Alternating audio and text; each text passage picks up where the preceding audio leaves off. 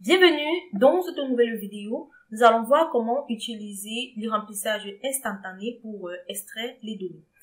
Le remplissage instantané utilise une technologie sophistiquée de reconnaissance des formes pour imiter de nombreuses tâches qui étaient auparavant effectuées avec des fonctions de test. Dans cette feuille de calcul ou encore dans ce classeur, on a trois feuilles de calcul où on a nom et prénom, email, dollar et centime.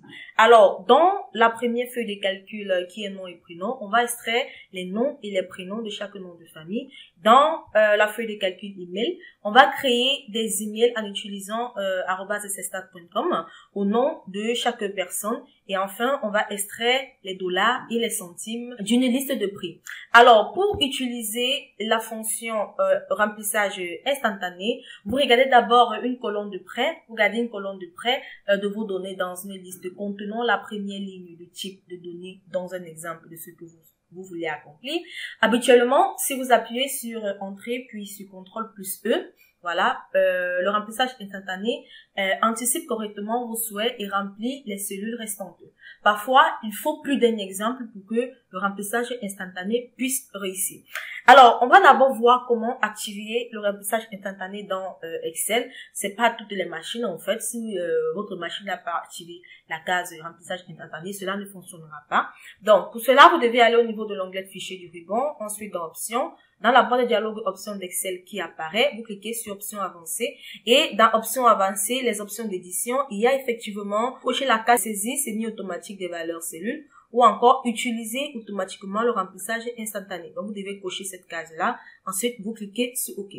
Maintenant, on peut commencer le travail. Comme le montre cette feuille de calcul, on souhaite donc extraire les prénoms et les noms de chaque nom de famille complet.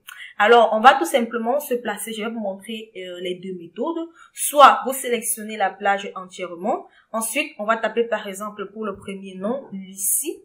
Voilà. Ensuite, on va cliquer sur Entrée. Lorsqu'on clique sur Entrée, on entre tout simplement premier caractère ou encore la première lettre du prochain nom. Donc, si j'entre le M pour Maria, vous allez constater que Jean, David et autres sont entrés instantanément. Si je clique sur Entrée, sur la touche Entrée, cela remplit instantanément ma liste. Donc voilà la première façon de le faire. Comme seconde façon, vous n'avez pas besoin de sélectionner la plage entièrement. Vous placez tout simplement au niveau de la première plage. Vous allez entrer le premier nom qui est ici. Lorsque le premier nom est entré, vous cliquez sur la touche Entrée. Ensuite, vous allez vous appuyer soit sur CTRL plus E. Cela va copier instantanément le reste de prénoms. Ou vous allez au niveau de l'onglet Données. Dans le groupe au-dessus de données, vous cliquez sur Remplissage instantané. Comme vous pouvez le constater, on a Lucie, Marie, Jean et autres. Cela extrait les prénoms des noms complets. Donc, on peut faire de même pour les noms dont j'entre tout simplement Camdem. Voilà, je clique sur Entrée et je vais, soit je clique sur CTRL plus E, soit je clique sur Remplissage instantanément et cela va remplir instantanément le reste de valeurs. Alors, on va également faire de même pour les emails. Donc, on a tout simplement chaque nom. On va utiliser les noms pour entrer les emails. Je me place au niveau de la colonne P6 et j'entre tout simplement le nom Camdem. Voilà. Le nom d'abord qui est Camdem. Ensuite, j'entre arrobase. Donc, je vais entrer @cstat.com et je clique sur Entrée. Cela a créé le premier email. Si je clique sur Remplissage instantané, cela crée tout simplement les autres emails en utilisant, cela recherche directement l'email. Hein. Donc, cela crée directement les autres emails en utilisant effectivement les noms de famille.